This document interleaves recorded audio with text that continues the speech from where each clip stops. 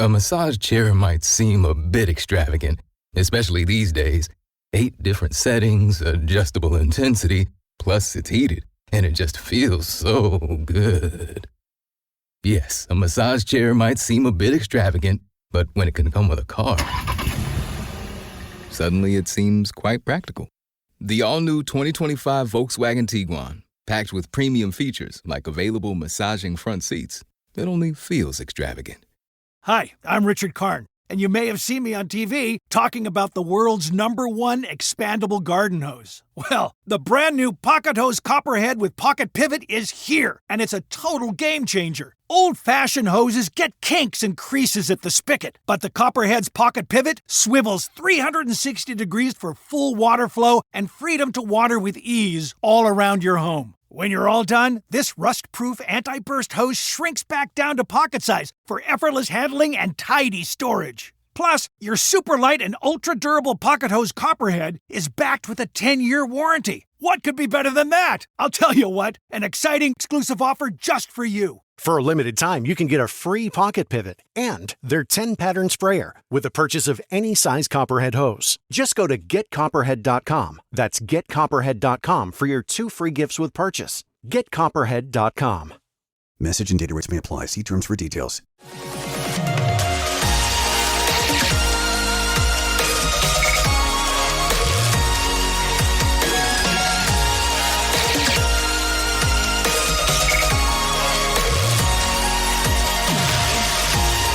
And away we go. Episode 1105 of the Al Galdi podcast. It is Thursday, July 3rd, 2025, and we now know the schedule for 2025 Commanders training camp in terms of practices open to fans. A camp will take place at the team facility in Ashburn, Virginia, what officially is Ortho Virginia Training Center at Commanders Park in Ashburn, Virginia. And the Commanders on Wednesday morning announced 7 dates for practices open to fans, though not all of these practices are open to all fans. Some of the practices are only open to people with season tickets to Commanders games, for instance. Just 3 of the practices are open to all fans, and those practices already are sold out. Tickets are free, but the first open practice is on Sunday morning, July 27th at 9 a.m. That practice is open to all fans, and that practice is part of what the NFL has branded as Back Together Weekend. You know, the NFL is brilliant at marketing and branding everything, and the league in recent years has taken to branding the first weekend of training camps being open across the league as Back Together Weekend. Hello and welcome to this Thursday installment of the Al Galdi podcast. We are back together for another installment of this podcast, and we have some Commanders uniform news. The Commanders on Wednesday afternoon announced that they on July 9th, so this coming Wednesday, will reveal a new alternate uniform. And the expectation is that the uniform will more closely resemble what the team had during its glory days of the 1980s and early 1990s. But how far will this go? We will see. But this is going to be big. What the Commanders on July 9th reveal. And here's something else to be considering. If the team's idea is for the new alternate uniform becoming the team's #1 uniform for the 2026 season, then what is being revealed on July 9th becomes even bigger. In the meantime, next segment, a conversation with our good friend, Commanders analyst Mark Bullock of Bullock's Film Room, which you can find at markbullock.substack.com. We with Mark are going to get all-22 style analysis on the state of the Commanders at tight end, the lone offensive or defensive position group for which the team this offseason has not made a single acquisition of obvious significance. Why is that? Was that a wise approach? And we with Mark will especially focus on Ben Sinnott. What is the truth about his disappointing rookie season? Also, Mark will give us insight on the extent to which John Bates has become a high-level blocking tight end. Also on the show, we'll talk Nationals and Orioles. The Nats, they on Wednesday split a doubleheader against the American League leading Detroit Tigers. Wednesday afternoon, an 11-2 loss to the Tigers, but Wednesday evening, a 9-4 win over the Tigers. The O's, they on Wednesday evening lost at the Texas Rangers 6-0 to lose 2 out of 3 games in the series. The starting pitcher Tomoyuki Sugano was bad for a 5th consecutive start. Before we get to some feedback, more free agent defections for the Capitals, although these defections continue to be expected, but Caps unrestricted free agent defenseman Alexander Alexeyev, he is signed with the Pittsburgh Penguins. They on Wednesday evening announced having signed him to a 1-year contract. Alexeyev had been set to be a restricted free agent this offseason, but the Caps non-tendered him, making him an unrestricted free agent, despite the Caps having taken him with the number 31 overall pick in the 2018 NHL Draft. Also, Caps unrestricted free agent goaltender Hunter Shepard, he is signed with the Ottawa Senators. They on Wednesday afternoon announced having signed him to a 2-way NHL/AHL contract. You can hit me up on X at Al Galdi. You can email me the Al Galdi podcast at yahoo.com. Email from Gustavo in Brazil. Off my recent vacation to Mexico and resulting several-day hiatus from this podcast, writes Gustavo. Dear Al, greetings from Brazil. I live in Sao Paulo now, but my heart is still very much in the DMV area, and especially with the Redskins. Yes, they'll always be the Redskins to me. I had the incredible chance to live in Maryland in the Potomac region from 1986 to 1988.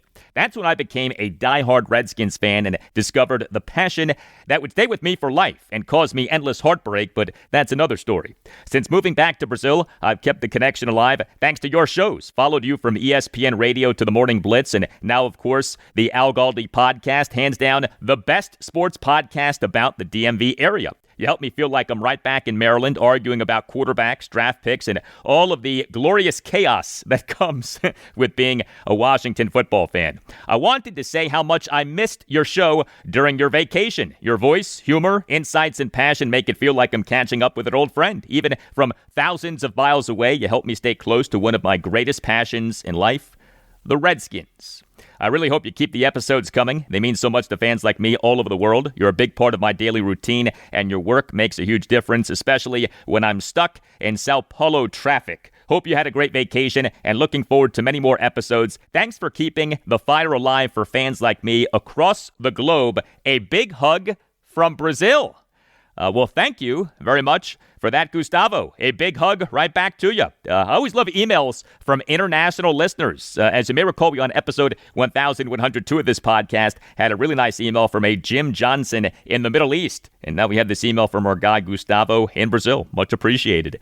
Email from Corey Schreiner on our rebuilding and tanking Wizards, whose moves this offseason include the reported trade of Jordan Poole. We on June 24th had reports that the Wizards had agreed to trade Jordan Poole, Saddiq Bey, and the 40th overall pick in the 2025 NBA draft to the New Orleans Pelicans for C.J. McCollum, Kelly Olynyk, and the future second-round pick. Both McCollum and Olynyk are on expiring contracts, so the Wizards now are set to have around $100 million in salary cap space in the 2026 offseason. Writes Corey, I guess the Wizards didn't want the Commanders to be the only team in D.C. that would have $100 million in cap space. My question is, who is paying NBA ticket prices to go watch a mix between a college team and an AAU team? Hang on tight. It's going to be a bumpy ride back to contention as these young bucks learn to play together in the association. As always, thanks for following DMV Sports so that we don't have to.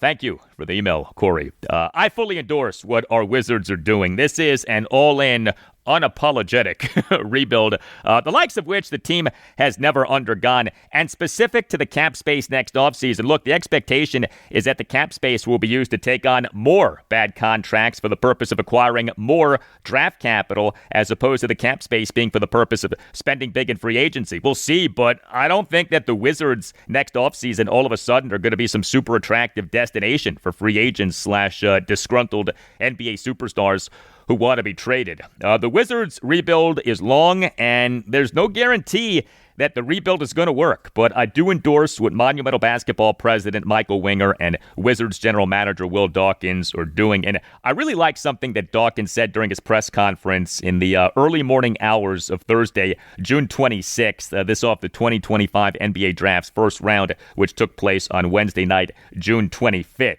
We, during that presser, had this exchange between David Aldridge of The Athletic and Will Dawkins, and you'll hear Aldridge allude to the Wizards trading Jordan Poole.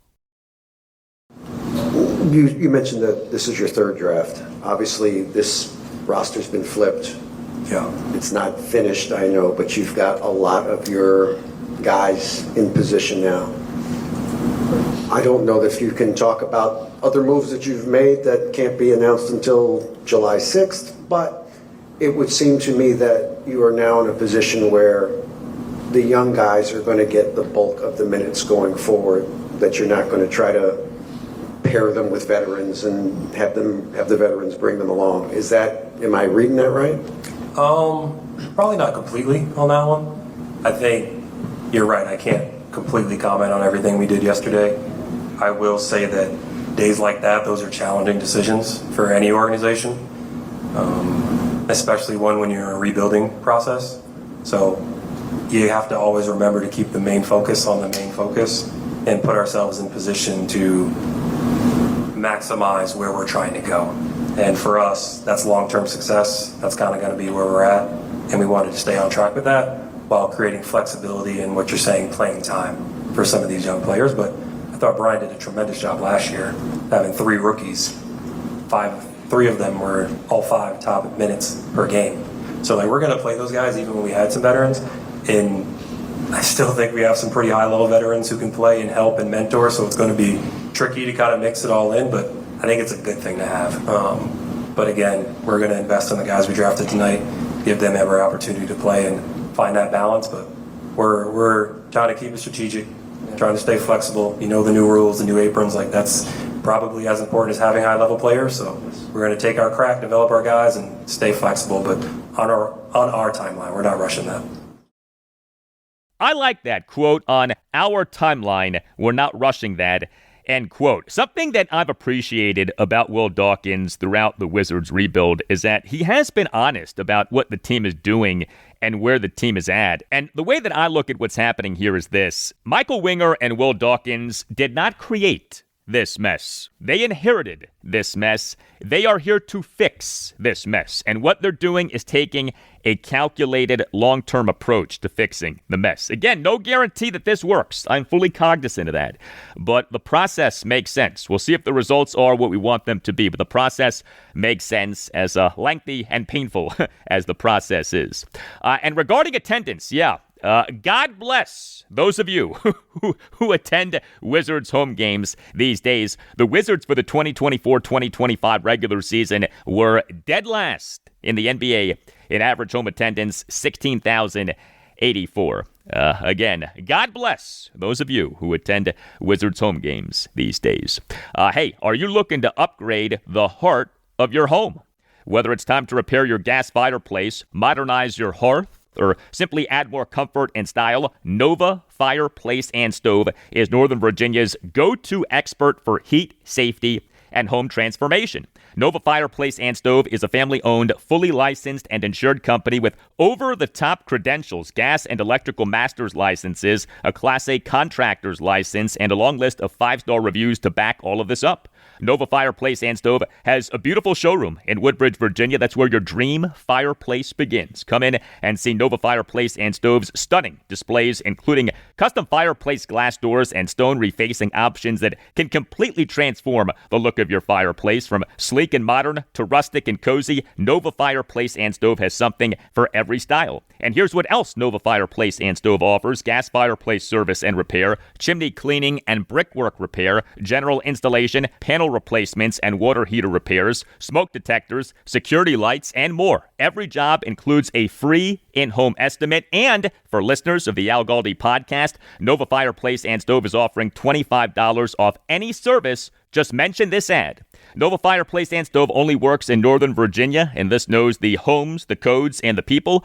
Your satisfaction is 100% guaranteed because Nova Fireplace and Stove takes pride in every flame that is lit and every customer who is served. So stop by the showroom, see what's possible, and let Nova Fireplace and Stove help you bring warmth, safety, and style to your space. You can also visit NovaFireplaceandStove.com. Nova Fireplace and Stove, where comfort meets craftsmanship and your fireplace becomes the heart of your home.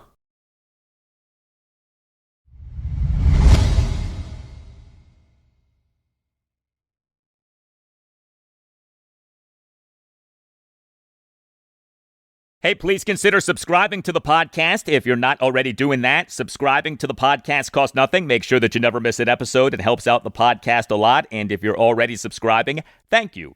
One of the more notable things to me about the Commanders' 2025 offseason is that the team has made an acquisition of, shall we say, obvious significance at every position group on offense and defense except one, tight end. Even at quarterback, the Commanders this offseason have made an acquisition of obvious significance. They, on April 11th, announced the signing of unrestricted free agent quarterback Josh Johnson, presumably to compete with Sam Hartman for the QB3 job. But the team at tight end this offseason has done nothing of obvious significance in terms of an acquisition via free agency, trade, or the 2025 NFL Draft. As things stand right now, the Commanders' top three tight ends from last season are set to be the team's top three tight ends for this coming season: Zach Ertz, John Bates, and Ben Sinnott. The Commanders on March 11th announced the re-signings of Zach Ertz and John Bates, each of whom had been set to be an unrestricted free agent this offseason. And then there's Ben Sinnott, who the Commanders took out of Kansas State in the second round of the 2024 NFL Draft. But he had a disappointing rookie season, although to what extent that's actually his fault is certainly debatable. But Sinnott played in all 17 of the Commanders' games in the 2024 regular season and in all three of the Commanders' games this past postseason, but he played on just 26.74% of the Commanders' offensive snaps in the regular season and on a total of just 11 of the Commanders' offensive snaps this past postseason. Sinnott this past regular season had just 5 receptions for 28 yards and a touchdown on 5 targets. He this past postseason had 1 reception for 23 yards on 1 target, which was a fake punt play in the NFC Championship game. For more on the state of the Commanders at tight end, including Ben Sinnott, I'm very pleased to welcome back to the Al Galdi podcast Commanders analyst Mark Bullock. Mark is exceptional at talking Commanders from an X's and O's standpoint. He does tremendous Commanders All-22 breakdowns. You can read his work on his Substack, Bullock's Film Room, which you can find at markbullock.substack.com. Mark has written for The Athletic and for The Washington Post. He is a Commanders fan. You can follow him on X at Mark Bullock NFL. So, Mark, you on your Substack on June 10th put up a breakdown of Ben Sinnott. Headline, quote, "Where does tight end Ben Sinnott stand entering his second year?" End quote. What do you make of what happened with Ben Sinnott in his rookie season? Was he just not good? Or was he simply the victim of Zach Ertz staying remarkably healthy and being very productive? Yeah, I very much lean more towards the latter argument there, where he was kind of blocked a little bit. That I don't think they anticipated both Zach Ertz and John Bates having the seasons that they had. Zach Ertz obviously had a phenomenal season as a receiver and built up this fantastic connection with Jaden Daniels and was a very key component of the passing game as a safety blanket on third downs and stuff. So they had to have Zach Ertz in there whenever they needed a receiving option at tight end. And I think anyone that debates that should just go back and watch how well Zach Ertz played last year.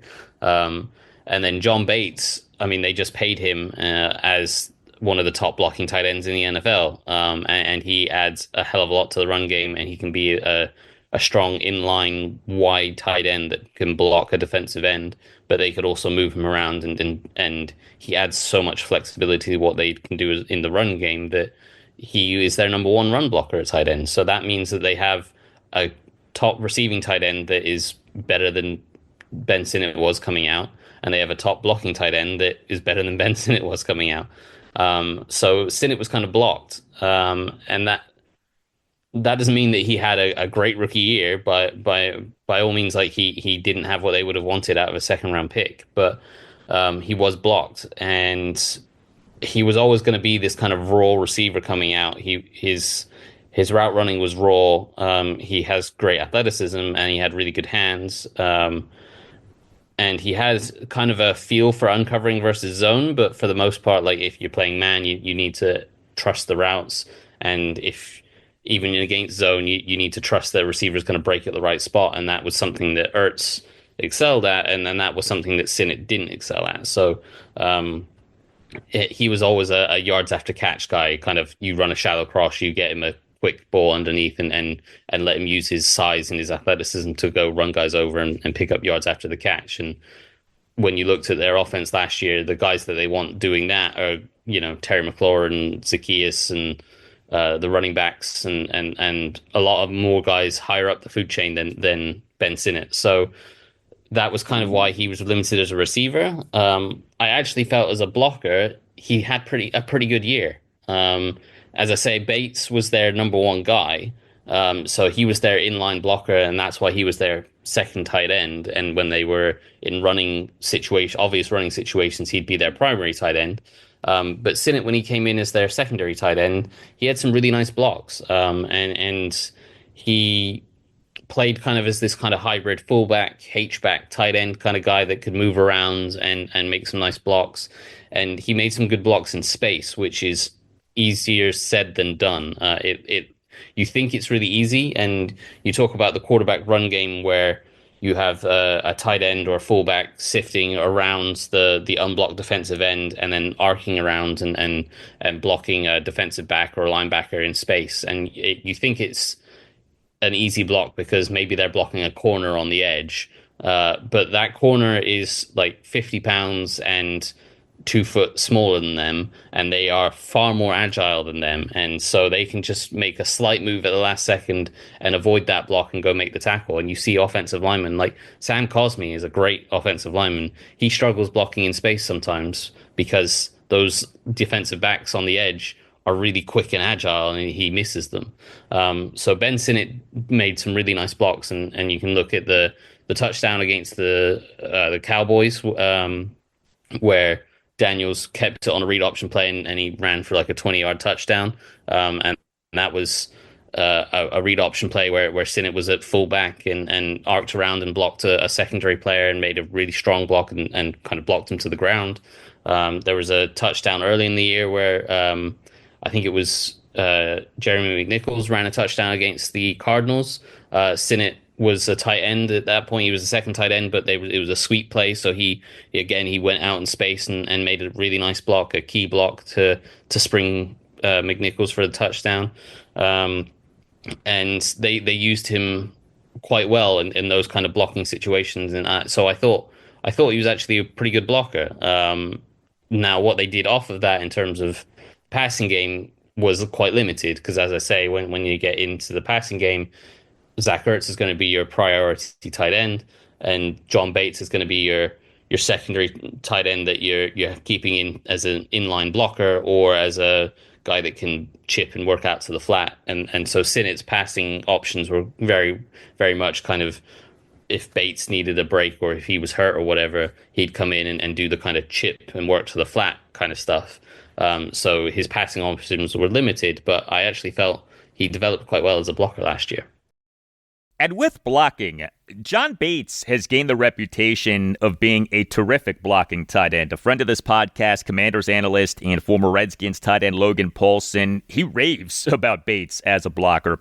I mentioned the Commanders re-signing Bates this past March. A, they re-signed him prior to hitting unrestricted free agency. B, they re-signed him to a reported 3-year contract. The team, since Adam Peters became its general manager in January 2024, has given out very few contracts of more than 2 years, but the team gave Bates a 3-year contract. The Commanders clearly value him a lot. You on your Substack on May 15th put up a breakdown of Bates, headline quote, why the Commanders re-signed tight end John Bates, end quote. The why certainly includes what he has become as a blocker. Yeah, I mean, I'll give that over to Logan Paulson, who obviously loves John Bates and calls him one of the better tight ends. And Logan Paulson, being a former blocking tight end in the NFL, is going to know that far better than I would. But he obviously calls him that. And whenever you study the Commanders' run game and you watch the successful run plays, John Bates is often a key part of that.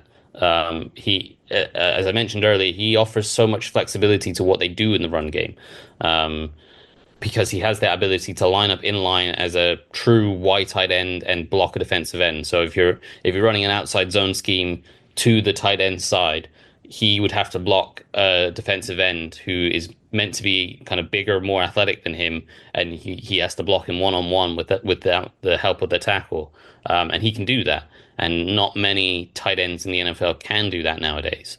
But he can. So that gives you the ability to run those outside zone schemes where the traditional outside zone schemes where you have a wide tight end blocking a defensive end.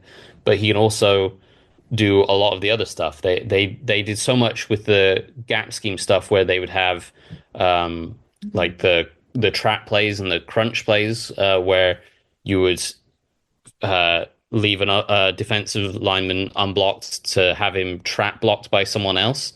And we saw him like perform various roles within those different trap schemes. Like they'd run the same scheme, but he would do different blocks within it. So sometimes he would sift across the line and trap a defensive end on the backside. Sometimes he would line up on the backside and trap a defensive tackle inside. And he blocked just about every form of defensive lineman or even linebacker in the front throughout the season. And you can't really say that for any of the offensive linemen. Offensive linemen typically block the guy in front of them, right? They're either blocking a defensive tackle or a defensive end. Maybe the guards will climb up and block a linebacker. John Bates at any given point last year was blocking defensive ends, defensive tackles, linebackers, safeties, corners. He basically blocked everyone on the field at any given point, and that provides a ton of flexibility. I think he was a real key component to the success for that run game last year. And that is primarily why they re-signed him. Now, obviously, you'd like to see him add a little bit more in terms of what he can do as a pass catcher.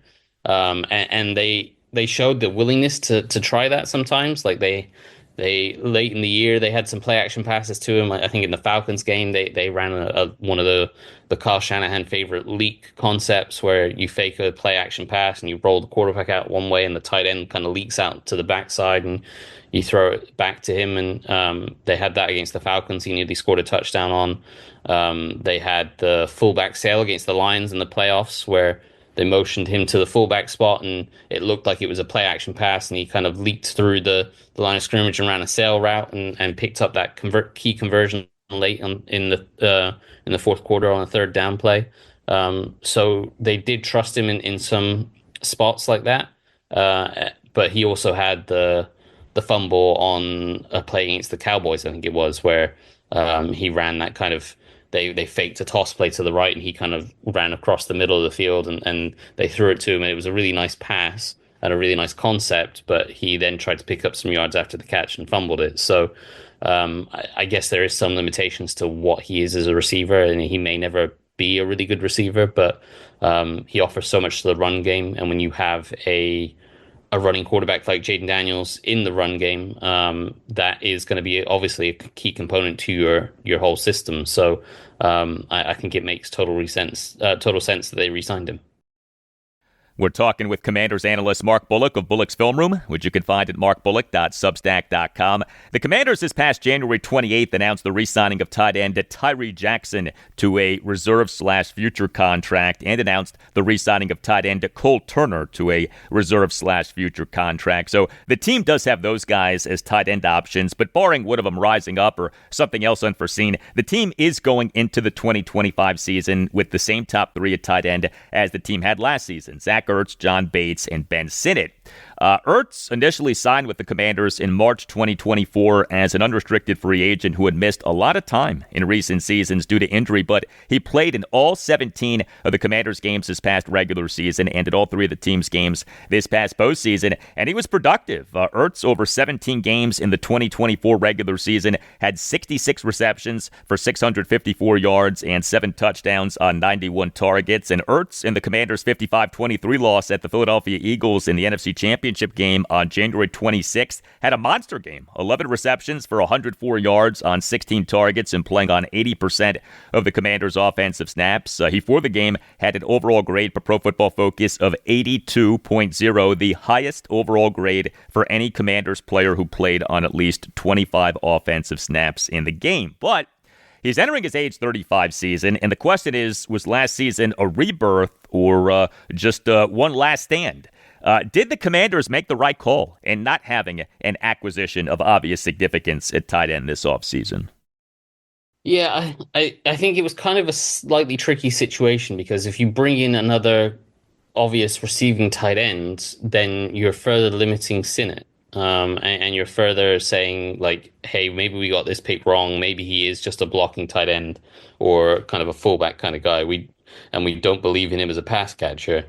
So if you bring in another obvious receiving tight end that's like, hey, if Ertz gets injured, we're going with this guy, then you're saying we're kind of giving up on what Sinnott can be. But at the same time, based on how little production they got out of Sinnott as a receiver last year, they're currently putting a lot of faith in Sinnott being able to step up into Ertz's role if Ertz gets injured. And, last year was kind of an outlier for what Ertz's career for the last 5 years has been, which has been hurt quite a lot and missed quite a lot of playing time. And now maybe this is all really good foresight and they've seen like, hey, Sinnott, we feel really good about Sinnott, and he just didn't get the opportunities last year because Ertz was fully healthy. But so maybe they feel good about his development. They feel good about his route running progress and a full off season. And they feel like he's the guy that can step up. And if Ertz goes down, or maybe if they want to spell Ertz a little bit and save him more for those key situations, they feel like Sinnott can step up and be that tight end one in receiving situations. He does still have the upside to develop that way, but we just haven't seen it on the field. And obviously they'll have a better feel for that in practice and stuff. So I'm thinking it's more a case of they're feeling like it's faith in their process of selecting Sinnott last year and not giving up on a guy after 1 year. But there is some risk involved there for sure. But I do think it was a case of like, if they go and sign another receiving tight end, then we're giving up on Sinnott being a receiving option, which I don't think they're ready to do yet. Commanders analyst Mark Bullock of Bullock's Film Room, which you can find at markbullock.substack.com. Mark, thanks, and we'll talk soon. Yep, talk soon. All right. By the way, this was Zach Ertz in a press conference this past March 11th on the Commanders' tight end core of himself, John Bates, and Ben Sinnott being set to be together for a second consecutive season. And pay attention to what Ertz said about Bates. Yeah, I mean, it's phenomenal. I loved the tight end room that we had last year. Honestly, it was probably from top to bottom the most complete tight end room that I've ever been a part of. John doesn't get the probably national recognition that he deserves in terms of what he does on a every play basis for us last year. But he's probably the most dominant blocking tight end I've really ever seen and studied in my career. The guy, he's just dominant at the line of scrimmage. There's what he does, there's not many guys walking the earth that can do what John Bates does. And so I was ecstatic. I knew he was going to have the opportunity to make a lot of money, and I'm just glad it's here in Washington. And he's just, from a person standpoint, from a player standpoint, I just feel like we are so complimentary of one another, and we have an amazing tight end coach and Coach Rye that pushes us to be better every day. And Ben Sinnott's going to be a really good player in this league for a long time, and so to have all three of us back is fun. Everyone knows each other. There's no feeling out. Everyone understands everyone's personalities, and it's a very competitive room. So how about that from Zach Ertz on John Bates? Quote, he's probably the most dominant blocking tight end that I've ever seen and studied, end quote. Quite the statement. Hey, if you are planning a party, a family reunion, a wedding, a corporate gathering, and aren't sure where to start or what to do, no worries, no stress. Just visit cateringbyuptown.com and make sure that you mention that Al Galdi sent you. Catering by Uptown is run by the Pereiras, who are great Commanders fans and loyal supporters of this podcast. Catering by Uptown provides both great service and a great price. Catering by Uptown is a family business, and it specializes in handling everything so that you don't have to. Catering by Uptown understands that special events deserve to be celebrated in style. Catering by Uptown takes care of every detail so that you can enjoy your event. Catering by Uptown is committed to meeting your needs and exceeding your expectations. Great service, amazing cuisine, and reliability are the foundation of what makes Catering by Uptown one of the most referred caterers throughout Maryland, Washington, D.C., and Northern Virginia. And know this, if you visit cateringbyuptown.com and click on venues, you can set up your own personal tour of one of Catering by Uptown's premier venues, including outstanding waterfront venues. Catering by Uptown offers the ability to coordinate services at over 100 of the best reception halls, vineyards, farms, historic homes, event venues, banquet facilities, and wedding venues in the area. Visit cateringbyuptown.com and make sure that you mention that Al Galdi sent you. That's cateringbyuptown.com and make sure that you mention that Al Galdi sent you. If you're putting in the work, your food should too. Thrive Market is a no-junk online grocery store that helps you clean up your pantry, cutting over 1,000 plus shady ingredients from the stuff you eat every day. From high-protein snacks and anti-inflammatory pantry staples to performance supplements and recovery blends. You'll find high-quality food that actually lines up with how you want to eat. Check it out at thrivemarket.com/podcast to get 30% off your first order, plus a free $60 gift. Fuel better without the hassle. Hi, I'm Richard Karn, and you may have seen me on TV talking about the world's #1 expandable garden hose. Well, the brand new Pocket Hose Copperhead with Pocket Pivot is here, and it's a total game changer. Old-fashioned hoses get kinks and creases at the spigot, but the Copperhead's Pocket Pivot swivels 360 degrees for full water flow and freedom to water with ease all around your home. When you're all done, this rust-proof anti-burst hose shrinks back down to pocket size for effortless handling and tidy storage. Plus, your super light and ultra-durable Pocket Hose Copperhead is backed with a 10-year warranty. What could be better than that? I'll tell you what, an exciting exclusive offer just for you. For a limited time, you can get a free pocket pivot and their 10-pattern sprayer with the purchase of any size Copperhead hose. Just go to getcopperhead.com. That's getcopperhead.com for your 2 free gifts with purchase. Getcopperhead.com. Message and data rates may apply. See terms for details.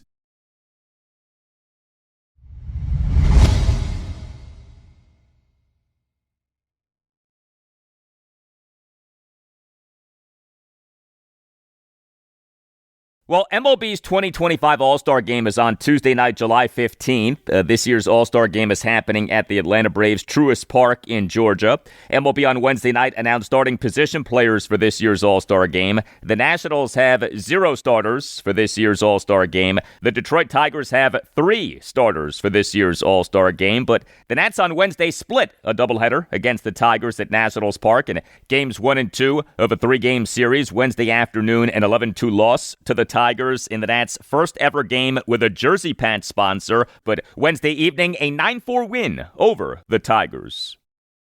I'm proud of the boys. Yes, sir. A nice win by the boys for Nats manager Davey Martinez. The Nats in MLB's 2025 regular season now are 36-50. The Tigers in this regular season now are an American League best 54-33. The Tigers are a really good team, and that did show in Game 1 of this doubleheader. The 11-2 loss to the Tigers on Wednesday afternoon in Game 1. The Nats scored just 2 runs, despite totaling 9 hits and 6 walks, but the Nats went just 2 for 11 with runners in scoring position. All 9 of the hits were singles. But the 9-4 win over the Tigers on Wednesday evening in Game 2, the Nats scored 9 runs, totaled 11 hits, worked 3 walks, and went 7 for 11 with runners in scoring position. The 11 hits were a triple, a double, and 9 singles. The Nats scored 6 runs in the bottom of the 8th. The Nats did strike out 12 times, including at one point striking out in each of 8 consecutive plate appearances against Tiger starting pitcher and former Orioles starting pitcher Jack Flaherty. But the Nats in this game were clutch. I mentioned the Nats going 7 for 11 with runners in scoring position. Nathaniel Lowe and Josh Bell, the Nats numbers 4 and 5 batters respectively. They went a combined 5 for 8 with 7 RBI. Nathaniel Lowe, he is the Nats starting first baseman and number 4 batter, went 2 for 4 with a 3-run triple and an RBI single. He went 2 for 2 with runners in scoring position. Lowe in that Nats 6-run 8th had a first pitch 3-run triple down the right field line for a 6-4 Nats lead. Lowe is heating up. His OPS for this regular season as of games through June 20th was just .665. His OPS for this regular season now is at .700. And Josh Bell, he is the Nats starting DH and number 5 batter, went 3 for 4 with an RBI double and 2 RBI singles. He went 3 for 3 with runners in scoring position. Bell in that Nats 6-run 8th had a full count opposite field RBI double off the left center field warning track for a 7-4 Nats lead. Bell's OPS for this regular season as of games through June 21st was just .607. His OPS for this regular season now is at .657. So Bell, like Lowe, heating up. James Wood, he basically has been hot for the entirety of this season. He in the 11-2 loss to the Tigers on Wednesday afternoon in Game 1 as the Nats starting DH and number 2 batter went 1 for 5 with an RBI single. And he in the 9-4 win over the Tigers on Wednesday evening in Game 2 as the Nats starting left fielder and number 2 batter went 1 for 2 with a single, 2 walks, and a stolen base. And Paul DeJong, he in the 11-2 loss to the Tigers on Wednesday afternoon in Game 1 came off the bench to play shortstop and went 0 for 1 with a walk. And he in the 9-4 win over the Tigers on Wednesday evening in Game 2 as the Nats starting third baseman and number 6 batter went 1 for 3 with an RBI single and a walk. The Nats on Tuesday afternoon announced having returned DeJong from his minor league rehab assignment and having reinstated him from the 10-day injured list, which he had been on since April 16th, this due to a fractured nose. The Nats starting pitching in this doubleheader split with the Tigers on Wednesday was not especially good. The 11-2 loss to the Tigers on Wednesday afternoon in Game 1, Trevor Williams had yet another bad outing. He allowed 7 runs in 3 innings. He gave up 9 hits, which were 2 home runs, 2 doubles, and 5 singles. He did have 4 strikeouts versus 1 walk, for whatever that was worth, but he over his mere 3 innings threw a whopping 86 pitches, 54 strikes versus 32 balls. Williams in the top of the first allowed 6 runs as he gave up 2 3-run homers. He in the Tigers' 6-run first threw a jaw-dropping 54 pitches. Trevor Williams now, in this regular season, 17 starts, ERA of 6.21, whip of 1.54. The ERA would rank dead last among all qualified pitchers in the majors, and the whip would rank next to last among all qualified pitchers in the majors. But Williams is not a qualified pitcher because he has too few innings, even though he has made 17 starts. Think about that. Why is Trevor Williams still in the Nats rotation? What is the point of this, man? This is his age 33 season. He's a veteran pitcher who is not a long-term piece for the Nats. Move him to the bullpen. Call up starting pitcher Cade Cavalli from AAA Rochester, and let's move on. The Nats this past December 31st announced having agreed with Williams on a 2-year contract for him to re-sign with the team as a free agent. The deal is a 2-year contract worth a reported $14 million. If the fact that he was re-signed to a 2-year, $14 million contract is why he still is in the rotation, then shame on the Nats, okay? That would be ridiculous. He's a road to nowhere. He quantifiably has been the worst starting pitcher in the majors this season. We went through this kind of thing with Patrick Corbin for years. I thought we were done with this kind of thing. Get Trevor Williams out of the rotation. And then the 9-4 win over the Tigers on Wednesday evening in Game 2. The Nats ace, Mackenzie Gore, was not at his best, but he found a way to officially allow 2 runs in 5 into 3rd innings. So it's not like he got rocked. He gave up just 3 hits, which were a double and 2 singles, but he issued 4 walks and recorded just 2 strikeouts. An uncharacteristically low strikeout total for Mackenzie Gore. And he over his 5 1/3 innings threw 111 pitches, 65 strikes versus 46 balls. So here was Davey Martinez during his postgame session with reporters on Wednesday night on Mackenzie Gore, and then you'll hear a follow-up exchange. I can't say enough about Mackenzie. He had a lot of pitches. We had a long conversation after the 5th. He wanted to go back out. And, and that says a lot about his maturity. It really does. So I was proud of him for just taking the ball and trying to get through that inning. So, I mean, that's kind of what a number 1 starter does, right? I mean, he wants to go out there and try to get as much as he can, and he did a great job. Did you need to hear from him with 100% certainty that he wanted to go back out to the bullpen? I want to hear him say that. I've had some unbelievable pitches pitched here, and when they were at him about going out, hey, they took the ball no matter what happens, and he was like that today, and I loved it. I mean, like I said, that says a lot about him, and we're all grateful. And I know he didn't get the victory, but because of him, we were able to finish the game and do what we did. Yeah, in a lot of ways, a test of an ace isn't what he does when he's at his best, but what he does when he is not at his best. And what Mackenzie Gore did on Wednesday evening was impressive from a standpoint of he was not at his best, but he still was effective, and he wanted to stay in the game. Good for him. The Nats bullpen in this doubleheader split with the Tigers on Wednesday was not good. Nats relievers over the two games officially combined to allow 6 runs in 9 2/3 innings. The 11-2 loss to the Tigers on Wednesday in Game 1. 3 Nats relievers combined to allow 4 runs in 6 innings. Jackson Rutledge allowed 3 runs in 2 innings. He, in the top of the 4th, gave up a 3-run homer by Riley Green to center field for a 10-0 Tigers lead, despite Green having been down in the count at 1.02. The homer went a projected 411 feet per StatCast. Eduardo Salazar, he allowed 1 run in 1 inning. He, in the top of the 6th, gave up a leadoff homer by Spencer Torkelson to left field for an 11-1 Tigers lead. Salazar now has allowed 7 homers in just 27 innings at the major league level this regular season. But a bright spot was Andre Lara.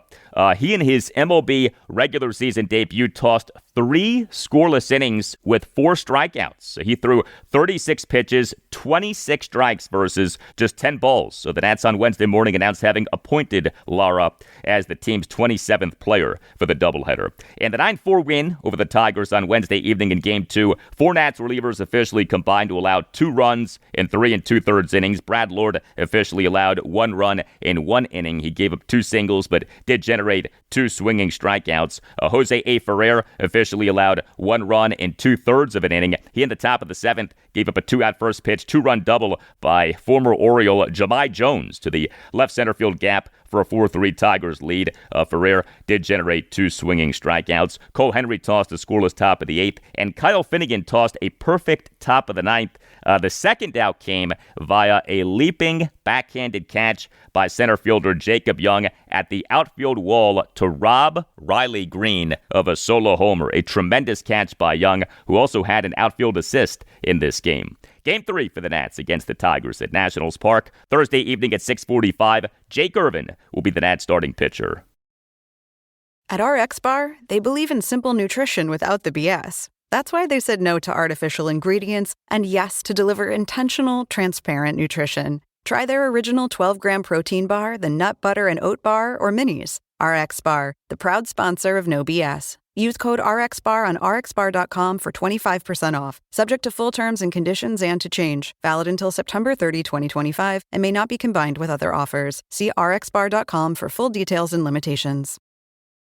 Hi, I'm Richard Karn, and you may have seen me on TV talking about the world's #1 expandable garden hose. Well, the brand new Pocket Hose Copperhead with Pocket Pivot is here, and it's a total game changer. Old-fashioned hoses get kinks and creases at the spigot, but the Copperhead's Pocket Pivot swivels 360 degrees for full water flow and freedom to water with ease all around your home. When you're all done, this rust-proof anti-burst hose shrinks back down to pocket size for effortless handling and tidy storage. Plus, your super light and ultra-durable Pocket Hose Copperhead is backed with a 10-year warranty. What could be better than that? I'll tell you what, an exciting exclusive offer just for you. For a limited time, you can get a free pocket pivot and their 10-pattern sprayer with the purchase of any size Copperhead hose. Just go to getcopperhead.com. That's getcopperhead.com for your 2 free gifts with purchase. Getcopperhead.com. Message and data rates may apply. See terms for details.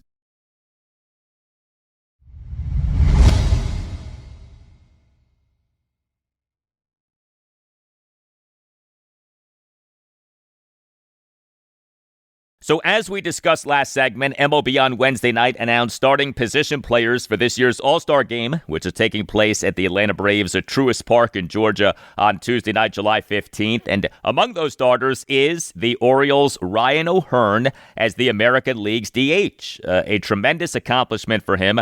He won Phase 2 of voting, beating the New York Yankees' Ben Rice in a head-to-head matchup. O'Hearn will be the Orioles' first player to start at DH in an All-Star Game since since Nelson Cruz in 2014.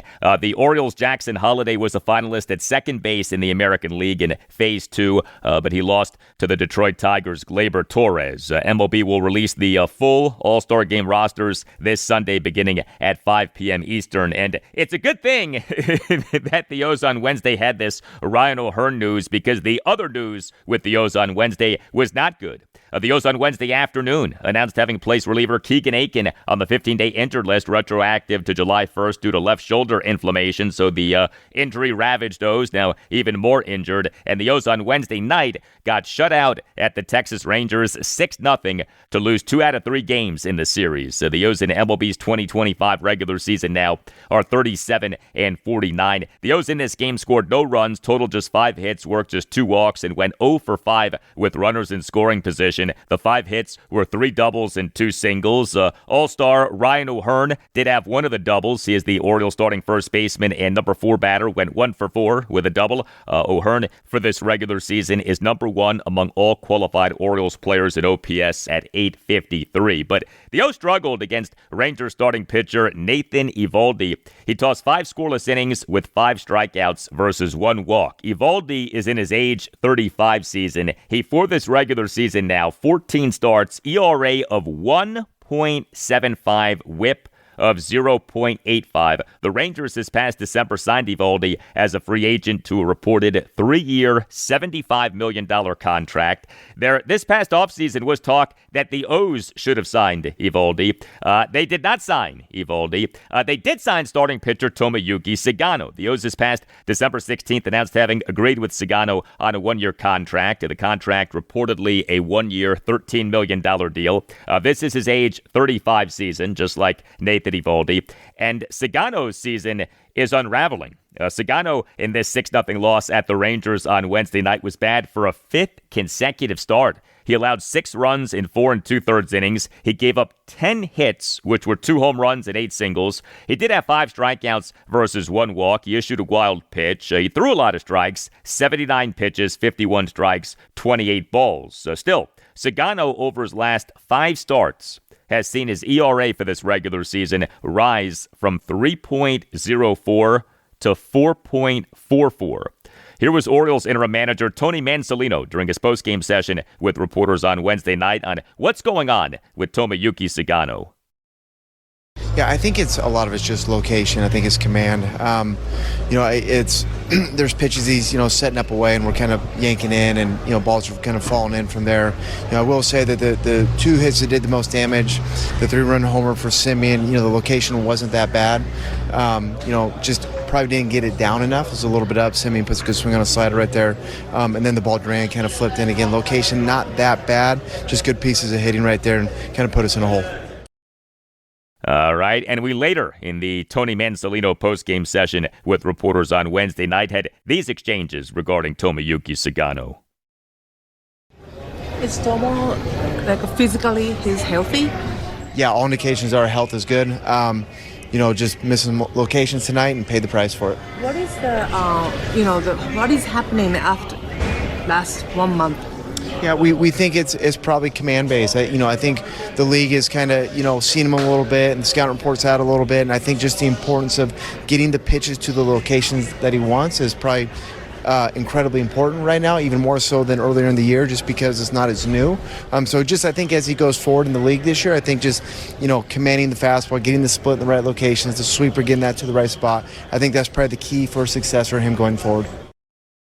Tomoyuki Sugano had been doing so well for the O's, but he right now obviously is in a real rut. The Orioles bullpen in this 6-0 loss at the Rangers on Wednesday night was good. 3 Orioles relievers combined for 3 1/3 scoreless innings. Corbin Martin tossed 1 1/3 scoreless innings with 2 swinging strikeouts. The O's on Wednesday afternoon announced having selected the contract of Martin from AAA Norfolk. Yadier Cano is back. He tossed a scoreless and hitless bottom of the 7th. The O's on Wednesday afternoon announced having called Cano from AAA Norfolk. The O's on June 22nd announced having optioned Cano to Norfolk. He is not having a good season. And Andrew Kittredge tossed a perfect bottom of the 8th. No game for the O's on Thursday. Next up for them is a 3-game series at the Atlanta Braves. Game 1 Friday night at 7:15. Charlie Morton will be the Orioles starting pitcher.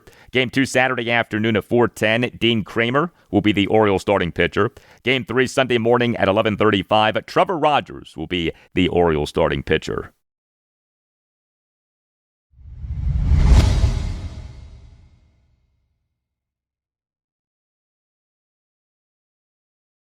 And that'll do it for you and me for now. Keep the feedback coming. You can hit me up on X at Al Galdi. You can email me the Al Galdi podcast at yahoo.com. Friday show, episode 1106. We'll have much more on the Commanders. And on Friday's show, we'll talk Nationals. The Nats are home to the Detroit Tigers Thursday evening at 6:45 in Game 3 of a 3-game series. Have a great rest of your Thursday, and I'll talk to you on Friday. We're going to take our crack, develop our guys, and stay flexible, but on our timeline. We're not rushing that.